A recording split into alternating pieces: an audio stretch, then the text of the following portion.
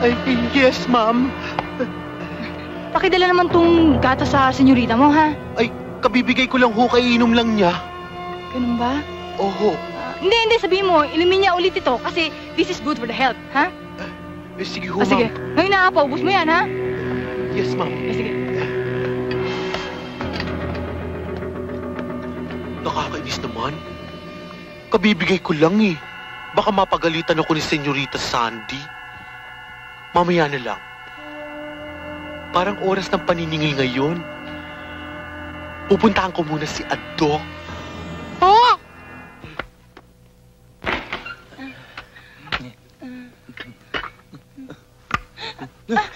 Mga walang hiya!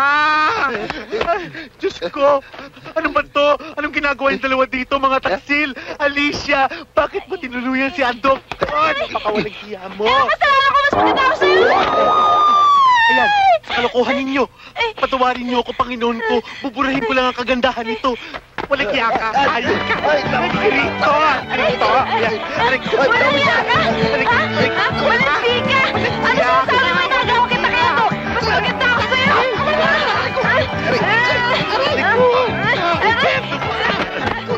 Huwag ka makialam.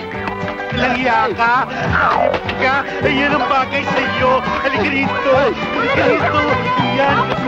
Yan. Bagay sa'yo. Alis ka dyan. Alis. Alis.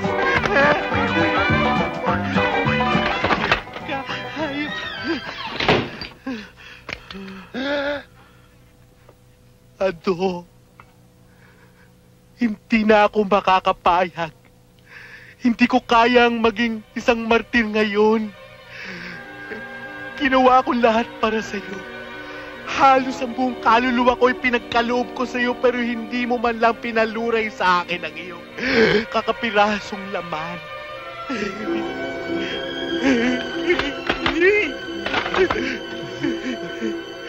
Itong sinasabi ko sa iyong paniningil, Ado, hindi kita nakuha sa santong dasalan.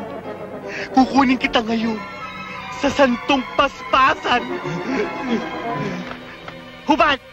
Yan kami sa Deltro! Lagya ka. Hayop ka. Pati ang short, hubari mo yan. Pinagtaksilan niyo ako.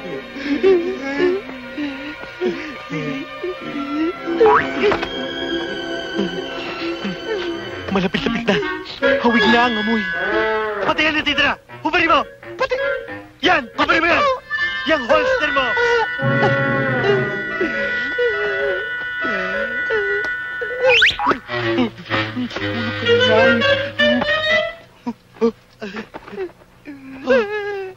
Kunti lang pala ito, kaya pala malayang-malaya ka na.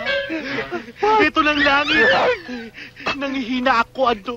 Kailangan ko ng lakas. Oh. Ay.